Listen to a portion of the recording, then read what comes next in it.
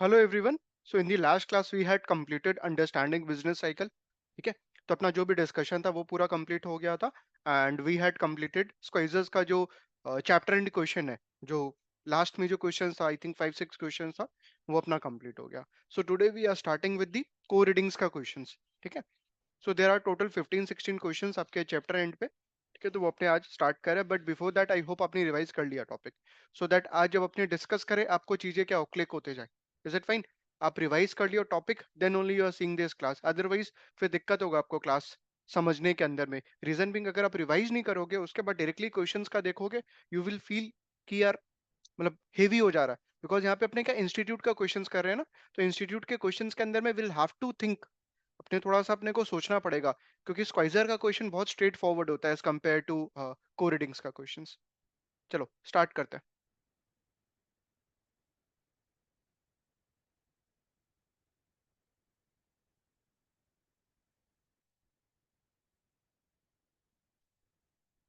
So this is practice problem. Question number 1, based on typical labor utilization patterns across the business cycle, productivity, that is output per hours worked, is most likely to be highest। बोल रहा है कि based on the labour utilisation pattern, कि sir labour को अपने कितना properly utilise कर रहे हैं। एंड सर वो लेबर का यूटिलाइजेशन कैसे पता लगेगा? सर इफ वी चेक कि सर हर एक लेबर कितना आउटपुट बना रहा है, या output per hour worked, Y by L, जो क्लास में अपने बोले थे, वाई बाई एल, कि सर हर एक आवर के अंदर में कितना आउटपुट बन रहा है। अपना ऑब्जेक्टिव क्या होना चाहिए एज अ ओनर, कि सर इस चीज को क्या करें, मैक्सिमाइज करें।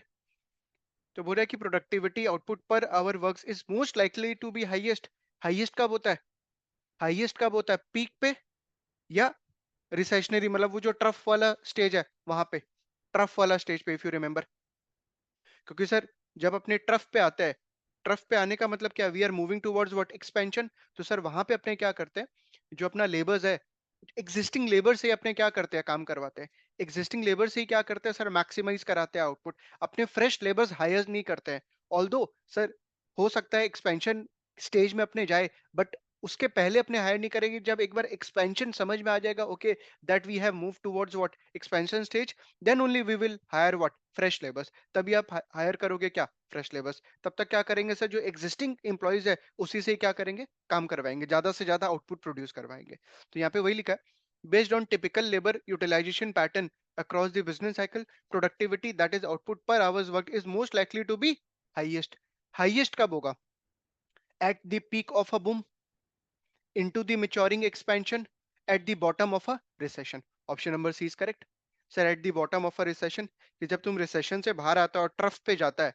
ठीक है, तो सर ट्रफ पे जाके क्या होता है कि अपने जो एग्जिस्टिंग एम्प्लॉयज है उसको अपने फायर नहीं कर रहे हैं, सॉरी, अपने कोई नया लेबर हायर नहीं कर रहे हैं, क्योंकि रिसेशन में तो तुम ऑलरेडी फायर कर चुका है। रिसेशन में तो ऑलरेडी एम्प्लॉयज को फायर कर चुका है। याद करने का ट्राई करो, याद दिलाता हूँ। हमेशा जब भी सोचो वो कर्व सोचो। सर एक्सपेंशन, उसके बाद क्या, एंड ऑफ एक्सपेंशन। जब एंड ऑफ एक्सपेंशन होता है तो क्या अपने लेबर्स को तुरंत फायर कर देते हैं क्या? नहीं, अपने फायर नहीं करते सर, उनको खाली बैठा के रखते हैं। ठीक है, खाली बैठा के रखते हैं, उनका प्रोडक्टिविटी कम हो जाता है, दैट्स फाइन। क्यों? क्योंकि सर उस स्टेज में जाके मेरे को क्वालिफाइड वर्कर्स नहीं मिलेगा, क्योंकि बिजनेस ग्रो कर गया। सोच के देखो, तो सर अगर अपने कोई नया लेबर हायर करेंगे तो हो सकता है वो उतना क्वालिफाइड नहीं हो मेरे बिजनेस में काम करने के लिए। इसलिए अपने को क्वालिफाइड लेबर्स मिलना क्या होता है, दिक्कत होता है। प्लस सर अगर अपने एम्प्लॉयज को तुरंत छोड़ेंगे फिर वापस से उनको रखेंगे, उनका मोरल डाउन हो जाएगा। चीज समझ में आ रहा है प्रैक्टिकली? इसलिए अपने लेबर्स को खाली बैठा के रखते हैं। क्यों? क्योंकि सर जब अपन एक्सपेंशन में जाएंगे तो अपना जो लेबर्स खाली बैठा था, we will get the work done. चीज समझ में आ रहा है? तो सर अपने जब and and of the expansion है तो तुरंत वो लोग को फायर नहीं करेंगे, वो लोग को बैठा के रखेंगे। बट सर जैसे कॉन्ट्रैक्शन में गया, रिसेशनरी इन्वायरमेंट गया, तब अपने क्या करते हैं, फायर करते हैं। और उसके बाद जब ट्रफ में जाता है तो सर जो अपना एक्सिस्टिंग एम्प्लॉयज बचा हुआ है उसी से क्या करते हैं, मैक्सिमाइज आउटपुट कराते हैं। सर नया लेबर हायर करेंगे अभी नहीं, जब एक्सपेंशन में जाएंगे, जब दिखेगा यार एक्सपेंशन हो रहा है, then only we will what, hire labour. तो यहाँ पे पूरा productivity is most likely to be highest कब, at the peak of a bot, at the peak of a boom, wrong. Into the maturing expansion, wrong. At the bottom of a recession. Option number C is correct. Question number 2, as the expansion phase of the business cycle advances from early stage to late stage, मतलब late stage of expansion, peak के तरफ, businesses most likely experience a decrease in, decrease पूछ रहा है, अ decrease in labour cost.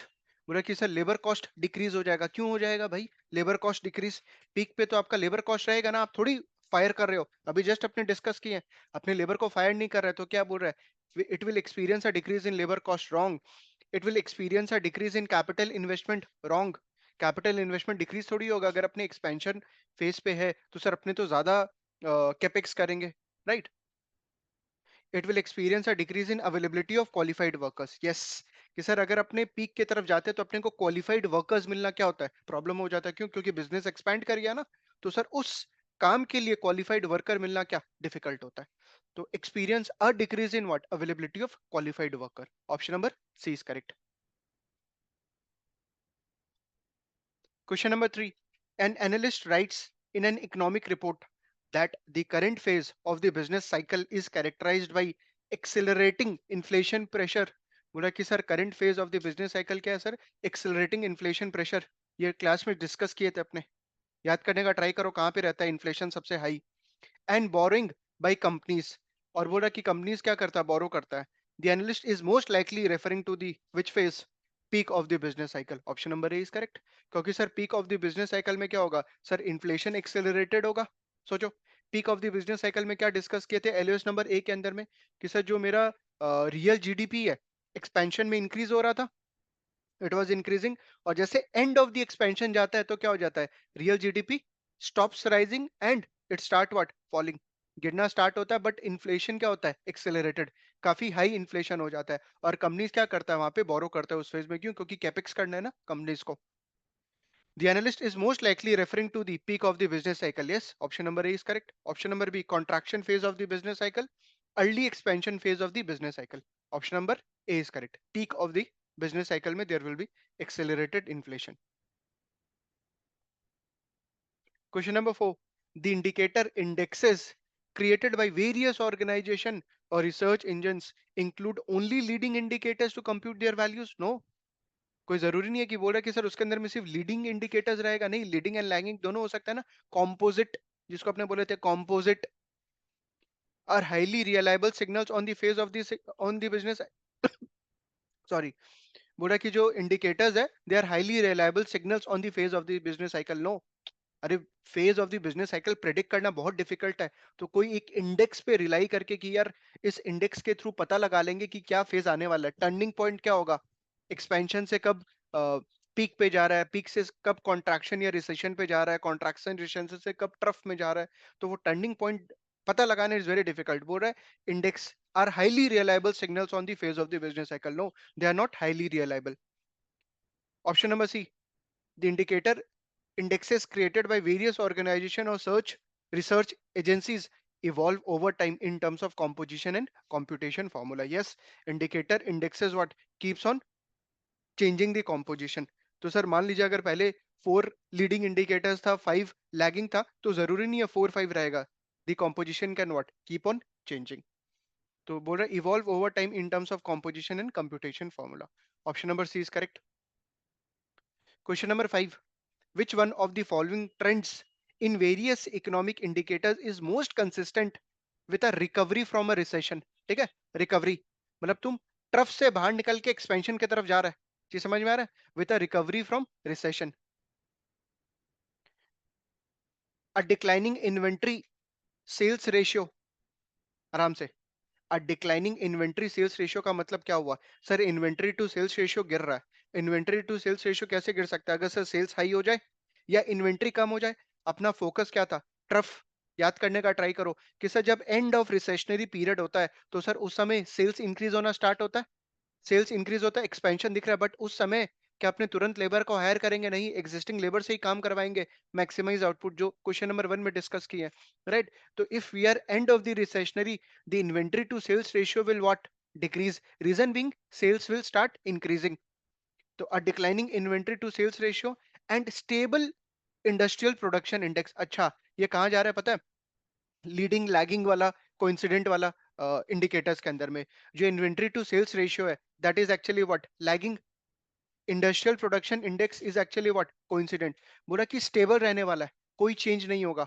तो देखो यहाँ पे आपसे क्वेश्चन में क्या पूछा, which one of the following trends in various economic indicators is most consistent with a recovery from recession. तो सर अगर declining inventory to sales ratio है तो it will indicate recovery from recession, सही है।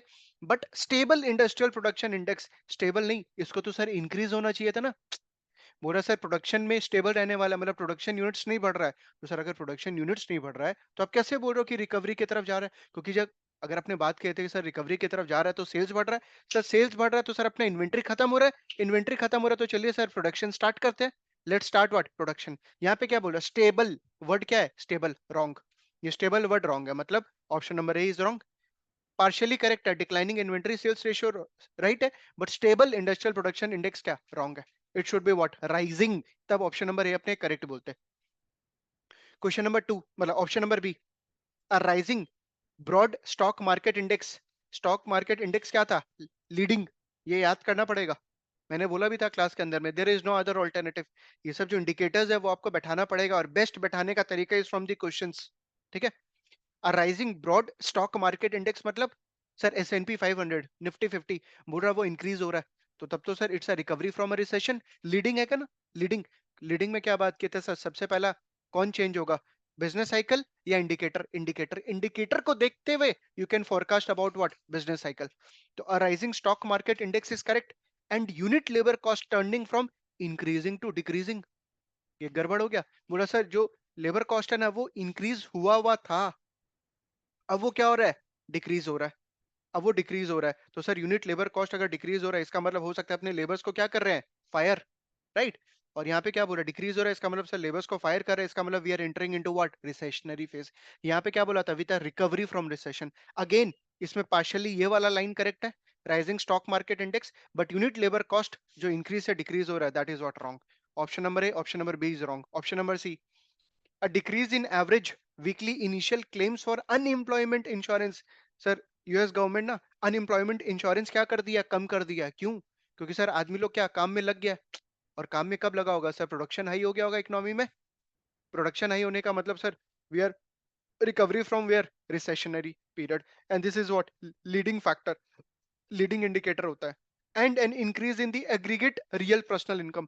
Sir जो real personal income है ना वो भी इंक्रीज हो रहा है, जो रियल पर्सनल इनकम इनकम है that is actually what, coincident indicator, coincident, sir वो भी इंक्रीज हो रहा है। तो option number C is correct, क्योंकि यहाँ पे पूछा था with a recovery from a recession, a decrease in the average weekly initial claim, दिखने लगा सर जो अनएम्प्लॉयमेंट इंश्योरेंस का क्लेम है वो कम हो रहा है। एंड जो एग्रीगेट रियल पर्सनल इनकम है, कोइंसिडेंट इंडिकेटर है, वो इंक्रीज हो रहा है। So it's a clear cut recovery from where, recession, recession. Option number C is correct. चीज समझ में आ रहा है कैसे सोचना है आपको? पहले इंडिकेटर कि सर कौन सा इंडिकेटर है, फिर उस इंडिकेटर का मतलब क्या है, are you able to understand? उसके बाद आपको देखना है यार क्वेश्चन में क्या पूछा है, with a recovery from recession. Recession से तुम बाहर आ रहा है मतलब एक्सपेंशन पे जा रहा है, तो option number C is the perfect. यहाँ पे ये वाला लाइन ठीक था, ये वाला लाइन ठीक था, बट जो सेकंड वाला स्टेटमेंट है, जो सेकंड वाला पार्ट है in the statement that is wrong. Option number C is correct. आगे बढ़े, क्वेश्चन नंबर 6। तभी तो अपने कोर रीडिंग्स का क्वेश्चन करते हैं क्लास के अंदर में। चीज समझ में आ रहा है कि यार क्लास का जो डिस्कशन है वर्सेस कोर रीडिंग के अंदर में जो एग्जीक्यूट करना है नॉलेज, ऑब्वियसली डिफरेंस होगा, जो भी कर ले। Is it fine? चीज समझ में आ रहा है कि कोर रीडिंग्स का क्वेश्चन करना कितना जरूरी होता है। स्क्वाइजर के अंदर में ऐसा क्वेश्चन मिलेगा, बिल्कुल भी नहीं मिलने वाला तुमको, स्क्वाइजर के अंदर में लिखा भी नहीं है, लीडिंग लैगिंग एक पैराग्राफ डाल दिया। Is it fine? Next, question number 6, which of the following statements give the best description of now casting. Notes के अंदर में बताया था आपको नाउ कास्टिंग, ठीक है, कि सर जो शॉर्ट टर्म प्रेडिक्शन अपने वो कर रहा है, not of the future, momentary, कि सर कल जीडीपी क्या होगा, basis on what, now GDP जो पब्लिश हुआ उसके हिसाब से बताओ what can be what, GDP, expected GDP कल का क्या हो सकता है, राइट। बहुत शॉर्ट टाइम का होता है nowcasting. Option number A, which of the following statement gives the best description, अच्छा करेक्ट स्टेटमेंट बताना है। Option number A, the method is used to forecast future trend in economic variables based on their past and current values. Current values को देखते हुए क्या करता है ये, फ्यूचर ट्रेंड, बट फ्यूचर इतना भी ज्यादा फ्यूचर नहीं, ये तो मोमेंट्री बताता है, पास्ट नहीं, करंट देखता है, ठीक है। Option number A is wrong. Option number B, this method is used for real time monitoring of economic and financial variable, yes, real time monitor करता है। To continuously assess the current condition, yes, कि sir currently GDP क्या चल रहा है, and provide an estimate of the current state, कि sir momentary after 10 minutes के बाद क्या हो सकता है, that is actually what now casting. Option number B is correct. Option number C. This method is used to study past relationship, wrong, between variables to determine which ones have explained the path of a particular variable of interest. It is not used to study the past relationship. ये तो sir current relationship क्या करता है, check करता है। Option number B is correct. Question number 7. Which of the following statements is the best description of the characteristics of economic indicators? बोला कि कौन सा सर statement correct है, best description of economic indicators? Economic indicators क्या हो गया, leading, coincident and lagging. Option number A. Leading indicators are important because they track the entire economy. Leading indicators बोल रहा है important है because वो पूरा का पूरा economy track करता है. What about coincident? अरे कोइंसिडेंट भी तो इकोनॉमी के साथ चेंज होता है। अरे लीडिंग तो पहले चेंज हो जाता है, मतलब वो पहले बता देता है कि इकोनॉमी में क्या होगा। बोला आर इंपॉर्टेंट, बोला सिर्फ लीडिंग इंडिकेटर इंपॉर्टेंट है because they track the entire economy, no, मतलब लीडिंग, लैगिंग, कोइंसिडेंट तीनों इंपॉर्टेंट होता है। Lagging indicators in measuring past conditions do not require revision. बोला lagging indicators in measuring past conditions do not require revisions, no, lagging indicators can be revised. Lagging क्या बोलता है कि sir जो हो चुका उसके बारे में वो बाद में बताता है, ठीक है। तो लैगिंग इंडिकेटर्स बोल रहा है कोई रिवीजन का जरूरत नहीं है, कोई चेंजेस का जरूरत नहीं है, no it can change, change हो सकता है क्योंकि सर जो पास्ट में हुआ है हो सकता है वो इंडिकेटर गलत बता रहा है, बोले it is not subject to revision, it can. Option number C, a combination of leading and coincident indicators can offer effective forecast. Yes, it will give you what effective forecast, leading and coincident, क्योंकि leading क्या बोलता है कि sir जो होने वाला है वो पहले बता देता है, coincident क्या, जो होता है वो साथ में, ठीक है, बिजनेस साइकिल के साथ में। Option number C is correct, best description पूछा था आपसे। Question number 8, when the spread between 10 year US Treasury yield, 10 year US Treasury yield and the short term federal fund rate narrows, बोला है कि sir अगर स्प्रेड 10 year Treasury yield का and federal fund rate, sir जिस rate पे एक bank दूसरे bank को लोन दे रहा है वो अगर नैरो हो रहा है, वो अगर नैरो हो रहा है, स्प्रेड नैरो हो रहा है ना, देखो लिखा है स्प्रेड नैरो हो रहा है। सर पहले मान लीजिए यूएस ट्रेजरी यील्ड था 5% और फेडरल फंड रेट था 3%, तो डिफरेंस कितना है, स्प्रेड कितना, 2%। अब कितना हो गया सर, ये 10 year यूएस ट्रेजरी 5 है और short term fed fund rate है मान लो 4%, 4% हो गया तो सर स्प्रेड क्या हो गया 1%। बोला कि sir short term fed fund rate क्या हो रहा है, बढ़ रहा है, तो सर मनी सप्लाई कम हो जाएगा।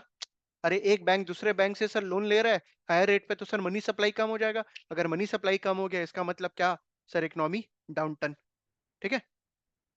And at the same time the prime rate stage unchanged, prime rate मतलब सर बैंक जो अपने प्राइम कस्टमर्स को जिस रेट पे लोन दे रहा है बोला उसमें कोई चेंज नहीं है, उसमें कोई चेंज नहीं है। तो एक सेकंड, सबसे पहले बोला when the spread between the 10 year US treasury yield and the short term fed fund rate narrows, मतलब ये लीडिंग इंडिकेटर है, लीडिंग बता रहे सर इकोनॉमी में क्या होने वाला है, और प्राइम रेट में कोई चेंज है ही नहीं, इट्स फाइन। प्राइम रेट क्या था लेकिन लैगिंग वाला। This mix of indicators most likely forecast future economic growth, decline, stability. बताओ क्या होगा, याद रखना प्राइम रेट में कोई चेंज है नहीं, इट इज रिमेनिंग सेम। तो सर अपने को सिर्फ इसको रिस्पेक्ट देना है, जो यूएस ट्रेजरी यील्ड और इसके अंदर में नैरो हो रहा है इसका मतलब it will be most likely forecast future economy will what, decline. Future future economy क्या होने वाला, डाउन टर्न होने वाला, राइट, क्योंकि पहले ही बता दिया लीडिंग इंडिकेटर और कोइंसिडेंट में कोई चेंज नहीं है। Option number B is correct. Question number 9, current economic statistics indicate little change in service inflation, service inflation is lagging indicator। बोला कि उसमें सर लिटिल चेंज होगा, लिटिल लिटिल मतलब ऑलमोस्ट नो चेंज के बराबर, लैगिंग में चेंज नहीं है। Rising residential building permit, lead, leading, ये वाला लैगिंग था, service inflation was lagging, rising residential building permit, ठीक है, this is actually what leading, कि सर बिल्डिंग बनाने का परमिट मिल रहा है। And increasing average duration of unemployment, average duration of unemployment क्या हो गया कि सर जो अनएम्प्लॉयमेंट का ड्यूरेशन है आवर्स है वो क्या हो रहा है, इंक्रीज हो रहा है, this is actually what lagging. तो ये वाला लैगिंग है बट इसमें कोई चेंज नहीं है, ठीक है, ये वाला लैगिंग है। And rising residential building permit is actually what leading, वो लीडिंग है। लैगिंग का मतलब क्या होता है सर? जो हो चुका वो लैगिंग बाद में बताता है, और लीडिंग जो होने वाला है वो पहले बता देता है। Is it fine? चीज समझ में आ रहा है? ये लैंग्वेज समझ में आ रहा है कि सर जो लीडिंग है, what gonna happen in a future, वो पहले से बता देता है। वेयर इज लैगिंग, जो हो चुका पास्ट में, it tells you afterwards. It's like a postmortem. Are best interpreted as conflicting evidence about the direction of the economy. No, clear cut. अरे अनएम्प्लॉयमेंट, इंक्रीजिंग अनएम्प्लॉयमेंट तो हो चुका, खराब तो आ चुका, तो सर आने वाला क्या अच्छा है? Evidence data cycle upturn is expected to occur in the future. Upturn होने वाला सर कैसे? क्योंकि अनएम्प्लॉयमेंट, एवरेज ड्यूरेशन अनएम्प्लॉयमेंट क्या होता है? लैगिंग होता है, वो हो चुका मैं बोल रहा हूँ। खराब इकोनॉमी जा चुका, और यहाँ पे बोल रहा राइजिंग रेसिडेंशियल बिल्डिंग परमिट, तो अच्छा टाइम आने वाला है। लीडिंग पहले बता देता है। Option number 20 correct. चीज समझ में आ रहा है? Option number C, evidence data cycle downturn is expected to occur in the future. Wrong, rising बोल रहे हैं यहाँ पे building permit. Option number 20 correct. Question number 10, if relative to prior values of their respective indicators, the inventory to sales ratio has risen। Inventory to sales ratio कब rise होता है? एक second, सबसे पहला इन्वेंट्री टू सेल्स रेशियो कौन सा indicator है? Leading, coincident या लैगिंग? लैगिंग, ठीक है। तो इन्वेंट्री टू सेल्स रेशियो कब राइज होता है बताओ? सर जब अपने एंड ऑफ एक्सपेंशन पे जाते हैं। एंड ऑफ एक्सपेंशन पे जाते हैं, क्यों? क्योंकि सर सेल्स कम हो जाता है, जो अपने पास इन्वेंट्री या पाइलअप हो गया, तो inventory to sales ratio will increase. Unit labour cost is stable, पूरा लेबर कॉस्ट में कोई चेंज नहीं है, ठीक है। And real personal income has decreased, this is coincident. And real personal income has decreased, coincident, ठीक है। It is most likely that a peak in the business cycle, बोला कि sir peak in the business cycle has occurred, बोला peak हो चुका, is just about to occur, होने वाला है, will occur sometime in the future, future में होगा। बताओ आप क्या होगा? इसका आंसर क्या होगा? सोच के, लीडिंग और कोइंसिडेंट को सोचते हुए आपको आंसर देना है। यूनिट कॉस्ट तो बोल दिया स्टेबल है, कोई फर्क नहीं पड़ता। Inventory to sales ratio increase, has risen, अच्छा इंक्रीज हो गया। And real personal income has decrease, real personal income क्या होता है सर? कोइंसिडेंट होता है। सर जैसे इकोनॉमी डाउनटर्न करेगा, रियल पर्सनल इनकम भी साथ में डिक्रीज होगा, coincident. And inventory to sales ratio has already risen, इसका मतलब क्या? क्या चीज हो चुका? सर पीक हो चुका, पीक हो चुका, राइट। सर पीक हो चुका, तभी तो यहाँ पे बोल रहे हैं ना, inventory sales ratio has what risen, rise हो चुका। ये लैगिंग है भाई, लैगिंग है। तो सर क्या चीज हो चुका? पीक हो चुका, तभी तो इन्वेंट्री सेल्स रेशियो इंक्रीज हुआ, तभी तो तुमको पता लगा पीक हो गया। Are you able to understand this? Lagging sir बाद में होता है, बाद में होता है लैगिंग। तो सर पीक हो चुका, यूनिट लेबर कॉस्ट में कोई चेंज नहीं है, रियल पर्सनल इनकम डिक्रीज हो रहा है, इसका मतलब क्या? It is most likely that a peak in the business cycle has already occurred. अब क्या आने वाला है सर? डाउन टर्न होने वाला है, डाउन टर्न होने वाला है। Is it fine? चीज समझ में आ रहा है? क्योंकि इन्वेंट्री सेल्स रेशियो इंक्रीज हो चुका, अब सर क्या करेंगे? इन्वेंट्री अपना प्रोडक्शन कम करेंगे, क्योंकि अपने रिसेशनरी इन्वायरमेंट में जा रहे हैं। And real personal income has what decreased, तो पीक हो चुका already. Option number A is correct. This questions are very good, बहुत अच्छा क्वेश्चन है, और ये स्क्वाइजर के अंदर में अपने को कहीं नहीं मिलने वाला। चीज समझ में आ रहा है? और तुम सबसे देखो, स्क्वाइजर के अंदर में इस सब चीज को लेकर डिस्कस ही नहीं किया ये लोग, इसलिए बोलते हैं बेस्ट एग्जाम्पल और best revision is from the questions. इन ये बोलते हैं ना एकदम जीता जागता एग्जाम्पल, ये रहा, ये सब सारा क्वेश्चंस है। एकदम बोलते हैं ना, आपको सोचना पड़ेगा एकदम दिमाग में कि यार inventory to sales ratio increase हो गया, ठीक है, यूनिट लेबर कॉस्ट में कोई चेंज नहीं है, real personal income has decreased, तो तुमको सोचना पड़ेगा कौन सा लीडिंग है सर, कौन सा लैगिंग है, कौन सा कोइंसिडेंट है।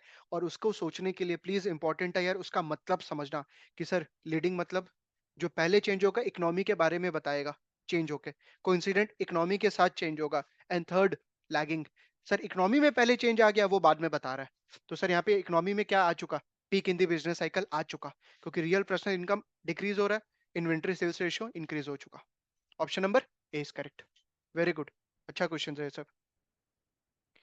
Question number 11, when aggregate real personal income, aggregate, अच्छा रियल पर्सनल इनकम क्या हो गया? Coincident, industrial output coincident, and the S&P 500 index, S&P 500 index क्या हो गया? Leading, all increase in a given period. बोले सर सब कुछ मान लीजिए इंक्रीज हो गया, ठीक है, all increase in a given period, it is most accurate to conclude that a cyclical upturn is, बोला cyclical upturn is occurring, occur हो रहा है, अबाउट टू एंड खत्म हो रहा है, अबाउट टू बिगिन। आपसे आंसर चाहिए मेरे को। देखो यहाँ पे हेवी कौन है sir, real personal income is also coincident, industrial output is also coincident, और दोनों क्या बोल रहा है, इंक्रीज। तो सर दोनों इंक्रीज है कोइंसिडेंट के अंदर में, और लीडिंग भी, मतलब leading is not a coincident but leading भी इंक्रीज हो रहा है। तो सर कोइंसिडेंट तो इकोनॉमी के साथ होता है। सर दो कोइंसिडेंट है और एक लीडिंग है, तो कौन जीतेगा, कोइंसिडेंट। दो कोइंसिडेंट है एक लीडिंग है, कौन जीतेगा, कोइंसिडेंट। सर दोनों कोइंसिडेंट इंक्रीज हो रहा है, इसका मतलब क्या sir, economy cyclical upturn is what actually occurring. और लीडिंग क्या बता रहा है कि सर अकर होगा भी फ्यूचर में, अभी तो इंक्रीज हो रहा है, और सर आगे भी क्या होगा, इंक्रीज होने वाला है। चीज समझ में आ रहा है सर, वापस से ये वाला चीज समझाइए। मैं बोला कि aggregate real personal income and industrial output is actually what, coincident, and दोनों क्या हो रहा है, इंक्रीज हो रहा है। दोनों इंक्रीज हो रहा है, तो वो तो सर इकोनॉमी के साथ इंक्रीज होता है। एसएनपी क्या वो बता रहा है कि सर इंक्रीज होके कि आने वाले टाइम में क्या, इकोनॉमी अपटर्न में जाने वाला है। तो सर अभी भी अपटर्न चल रहा है, और एसएनपी और कंफर्म कर रहा है कि क्या सर आने वाले टाइम में भी क्या अपटर्न होगा। तो it is most likely to conclude that a cyclical upturn is occurring, अभी अकर हो रहा है। Option number A is correct. Question number 12, ऐसे तुमको सोचना पड़ेगा भाई, ये मगअप करके नहीं होने वाला है, ट्रस्ट मी, क्योंकि ऑब्वियसली ऐसा थोड़ी है कि यही सब क्वेश्चंस आएगा। वो लोग तो कहीं भी घुमा देगा तुमको एग्जांपल देके। यू हैव टू थिंक कि यार क्या हो रहा है, लीडिंग लैगिंग का जो मीनिंग है ना, main meaning, it's very important. Question number 12, which of the following is most likely to increase after an increase in the aggregate real personal income। आराम से पूरा, which of the following is most likely to increase, पूरा क्या चीज increase होगा after an increase in the aggregate real personal income। aggregate real personal income कौन सा indicator है, कोइंसिडेंट। कोइंसिडेंट के बाद क्या होता है, कोइंसिडेंट के बाद leading, coincident, lagging. Equity prices, equity prices क्या लीडिंग है। Building permit for new private houses leading है। Ratio of consumer instalment debt to income lagging है। Debt, consumer debt, industrial debt lagging है। Option number C is correct. Option number C is correct, this is lagging. Question number 13, which of the following indicators is most appropriate in predicting a turning point in the economy। पूरा which of the following indicator is the most appropriate, कौन सा appropriate indicator है जो कि predict करेगा turning point in the economy। अच्छा, कि sir economy में क्या टर्निंग होने वाला है, whether it is recessionary whether it is expansionary। The industrial production index, जो इंडस्ट्रियल प्रोडक्शन इंडेक्स है, that is actually what, coincident, वो तो इकोनॉमी के साथ चलेगा। Average bank prime lending rate, ये क्या हो गया, लैगिंग। सर ये तो बाद में बताएगा, ये तो बात, ये थोड़ी पहले बता देगा यार, ये तो बाद में बताएगा ना, लैगिंग है। Average weekly hours manufacturing, this is actually what, leading. ये क्या है, लीडिंग, ये बता देगा पहले चेंज होके कि सर इकोनॉमी में क्या होने वाला है। It is the most appropriate in predicting a turning point in the economy. Option number C. देखो वर्ड क्या यूज किया, प्रेडिक्टिंग, फोरकास्ट पहले कौन कर देता है, leading. Option number C is correct. Question number 14, the unemployment rate is considered a lagging indicator। unemployment rate is a lagging indicator, yes। बोला क्यों, अपने क्लास में डिस्कस किए थे कि सर अनएम्प्लॉयमेंट को क्यों मानेंगे अपने लैगिंग, क्यों, क्योंकि सर अपने तुरंत ना ही लेबर को हायर करते हैं, ना ही तुरंत क्या करते हैं, फायर। सर जब अपने एंड ऑफ एक्सपेंशनरी है तो तुरंत लेबर को नहीं हटाएंगे, क्योंकि सर वहां पे क्वालिफाइड वर्कर मिलना बहुत डिफिकल्ट है, प्लस वर्कर का मोरल डाउन हो जाता है। सर जब तक अपने रिसेशनरी में मूव नहीं कर रहे तब तक अपने उसको हटाते नहीं है। हाँ, रिसेशनरी में मूव कर गए then only what we can fire. और सर जब अपने ट्रफ से बाहर निकलते हैं, एंड ऑफ रिसेशनरी, सो जब अपने ट्रफ से बाहर निकलते हैं एक्सपेंशनरी की तरफ, तुरंत हायर नहीं करते हैं। सो जो एग्जिस्टिंग एम्प्लॉयज है उसी से डबल ट्रिपल काम कराते हैं, ओवर टाइम कराते हैं। और जब एक बार एक्सपेंशनरी में मूव करते हैं then only what we hire the labour. तो बोला unemployment rate is considered a lagging indicator, right, क्योंकि सर ये क्या करता है, बाद में बताएगा। because new job types must be defined to count their workers। multi worker household change jobs at a slower pace, फालतू ये सब दिया हुआ है।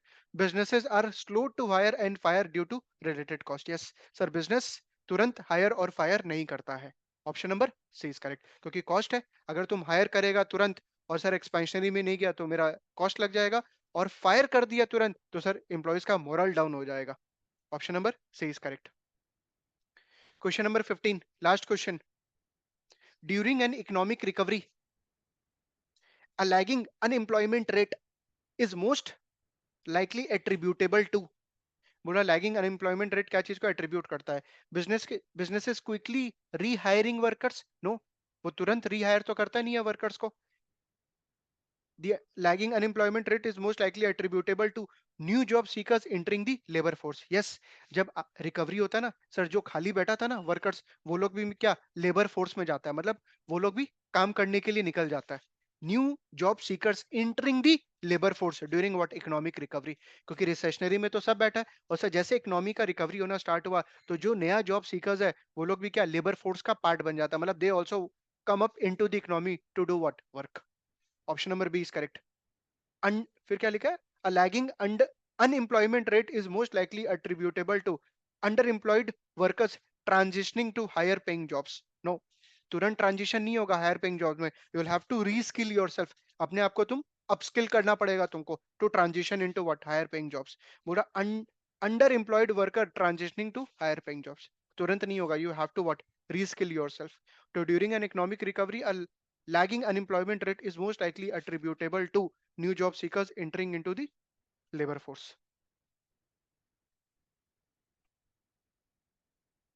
Perfect.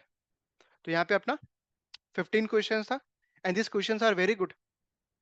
जो क्वेश्चंस है तुम देख रहा है काफी अच्छा है, और खासकर सबसे ज्यादा क्वेश्चंस कौन से एलओएस से पूछा है, जो एलओएस दिया नहीं है स्क्वाइजर के अंदर में, जो लास्ट वाला एक पैराग्राफ में लिखा है लोग. और अपना नोट्स के अंदर में मैंने वो सब दिया हुआ है, लीडिंग लैगिंग को इंसिडेंट इंडिकेटर्स कौन कौन से है. देखो आज का जो डिस्कशन था around 80% was focusing on that, क्योंकि LOs number A B C तो बहुत काफी मतलब काफी इजी है, राइट. जो लीडिंग लैगिंग है वो थोड़ा सा चैलेंजिंग हो जाता है, तो आई थॉट कि इसको जो अपना को रीडिंग्स का क्वेश्चंस है उसको अपने प्रैक्टिस करते हैं, सो दैट आपको क्या पूरा लीडिंग लैगिंग का आइडिया हो जाए. परफेक्ट. एक बार आपको जरूर से रिवाइज करना है ये सब सारा, खुद से सोचना है कि यार लीडिंग लैगिंग कैसे चेंज हो रहा है, और सबसे पहला ऐसा लीडिंग लैगिंग को इंसिडेंट के अंदर में कौन कौन सा एग्जांपल आएगा, वो बेस्ट है आप इस क्वेश्चंस के थ्रू याद करो रेदर देन वो नोट्स के थ्रू, क्योंकि नोट्स के थ्रू याद करेगा तो तुम भूलेगा ही, बट जब क्वेश्चंस के थ्रू करता है ना और सामने नोट्स रखो, रेफर करो उस चीज को, तो क्या होता है एकदम दिमाग में सेट हो जाएगा, दो बार तीन बार if you are doing the same thing, same terms आ रहा है रियल पर्सनल इनकम वगैरह, तो वो अपने आप सेट हो जाता है. ठीक है, चलो, that's it guys, thank you.